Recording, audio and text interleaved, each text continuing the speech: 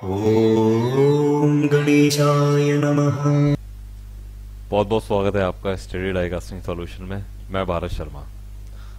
और जैसा कि हम लोग अपने लॉजिकल और साइंटिफिक अप्रोच के साथ में इस फील्ड के अंदर काफ़ी जो थ्योरीज हैं और काफ़ी केस स्टडी जो है ऑलरेडी दे चुके हैं। पिछले कई महीनों के अंदर हमारी जो केस स्टडीज़ हैं वो पब्लिश हुई हैं इंटरनेशनल पेपर्स के अंदर में, इंटरनेशनल जर्नल्स के अंदर में, मैगजीन्स के अंदर में।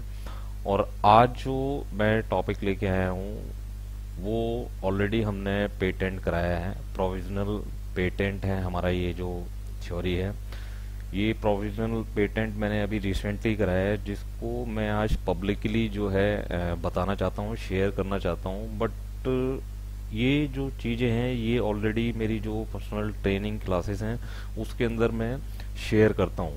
तो आज इसको मैं पब्लिकली शेयर करना चाहता हूँ इस थ्योरी को, जिसकी हेल्प से हमारे जो डाइकास्टर्स हैं अपने जो प्रोसेस है उसको इम्प्रूव कर सकते हैं। ऐसे तो कई सारे मिथ हैं जिसके बारे में ऑलरेडी मैं बात कर चुका हूँ अपने वीडियोस के अंदर में, अपनी पर्सनल ट्रेनिंग्स के अंदर में।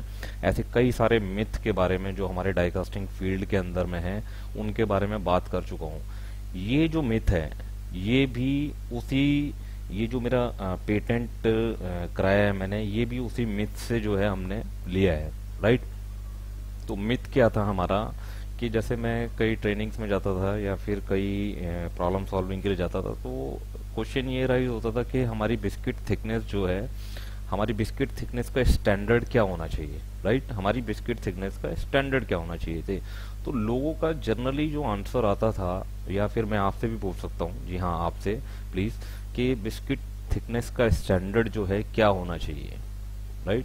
तो जनरल जो आप लोगों का जो जवाब आएगा या आता है या जो मुझे अभी तक मिला है वो ये है कि 20 से 25 mm जो है बिस्किट थिकनेस होनी चाहिए। बट इसका कोई लॉजिक नहीं था कि 20 से 25 mm क्यों होनी चाहिए। या फिर कई लोगों का जो आंसर है वो ये आता था कि प्लंजर के डाया का बाई 4, प्लंजर का डाया बाई 4। इट मीन्स अगर आपका 50 mm का प्लंजर है तो उसका बाई 4 जो है आप करेंगे तो उसके अंदर में वो आपकी बिस्किट थिकनेस होनी चाहिए। इस तरीके की जो अप्रोच है, इस तरीके की जो लॉजिक हैं वो मार्केट के अंदर अवेलेबल थे। इस तरीके के लॉजिक जो है दिया करते थे लोग बाग। बट इनका दूर दूर तक इस कास्टिंग थ्योरी से, इस कास्टिंग साइंस से जो है दूर दूर तक कोई लेना नहीं था, राइट। तो मैंने अभी रिसेंटली ये पेटेंट कराया है, ठीक है। तो वो लॉजिक क्या है कि सबसे पहले इसको समझने के लिए हम शुरू से शुरुआत करते हैं कि हमारी बिस्किट थिकनेस का रोल क्या है, राइट। बिस्किट थिकनेस का रोल क्या है। बिस्किट थिकनेस का रोल है हमारा, जो हमारे कहलाया जाता है हाई प्रेशर डाई कास्टिंग। जो इसके अंदर मेरा इंटेंसिफाई प्रेशर है जो बिस्किट पे लगता है एंड ऑफ द शॉट, हमारी कास्टिंग फिलिंग के बाद जो हमारा इंटेंसिफिकेशन प्रेशर हमारे बिस्किट पे लगता है, वो प्रेशर मेरा ट्रांसफर होते हुए बिस्किट से रनर में, रनर से हमारे कास्टिंग के अंदर वो प्रेशर ट्रांसफर होना चाहिए end of the shot, right. जिसकी वजह से मेरा जो, वो क्यों ट्रांसफर होना चाहिए, वो ट्रांसफर इसलिए होना चाहिए कि जो कि हमारी एल्युमिनियम की जो प्रॉपर्टी है, श्रिंकेज की जो प्रॉपर्टी है, उसको मिनिमाइज करने के लिए, उसके श्रिंकेज को मिनिमाइज करने के लिए, अल्टीमेट श्रिंकेज को मिनिमाइज करने के लिए, हमारे कास्टिंग के श्रिंकेज को मिनिमाइज करने की वो प्रेशर जो है बिस्किट से रनर से होता हुआ हमारी कास्टिंग में ट्रांसफर होना चाहिए। तो ये रोल है हमारे बिस्किट का, राइट। अब ये ट्रांसफर कैसे होगा, अब इसको हम लोग रिलेट करने की कोशिश करते हैं कि ये ट्रांसफर कब होगा हमारा, ये प्रेशर जो है ट्रांसफर इस केस में हो सकता है हमारा कि जब हमारा ये बिस्किट थिकनेस जो है सबसे लास्ट में, सबसे लास्ट में पूरे शॉट के अंदर जब सॉलिडिफिकेशन चल रहा हो, उस दौरान ये जो बिस्किट है हमारा ये सबसे लास्ट में जो है सॉलिडिफाई हो, तब हमारा ये प्रेशर जो है ट्रांसफर होगा कास्टिंग तक। अदरवाइज क्या होगा कि हमारा ये अगर बिस्किट पहले सॉलिडिफाई हो गया तो वो सॉलिडिफाई होने के बाद में प्रेशर जो है ट्रांसफर नहीं होने देगा अप टू द रनर या फिर रनर से कास्टिंग के अंदर में। तो लॉजिक इसका ये है कि आपकी जो कास्टिंग की वॉल थिकनेस होती है, राइट, उसकी मैक्सिमम कास्टिंग की मैक्सिमम वॉल थिकनेस से हम लोग जो है अपना गेट एरिया स्टार्ट करते हैं, राइट।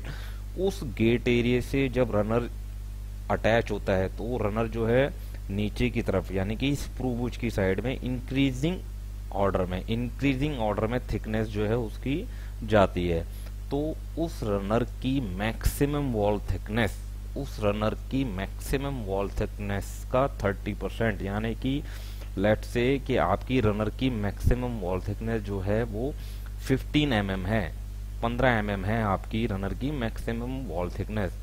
उसमें अगर आप 1.3 का मल्टीप्लाई करेंगे तो वो आपकी जो है बिस्किट थिकनेस होनी चाहिए, राइट। अब आप समझे इसके अंदर में इससे होगा क्या कि आप जैसे यहाँ पे देखिए कि आपकी जो बिस्किट की थिकनेस है वो T1 है, रनर की जो थिकनेस है वो आपकी T2 है, राइट, कास्टिंग की T3 है।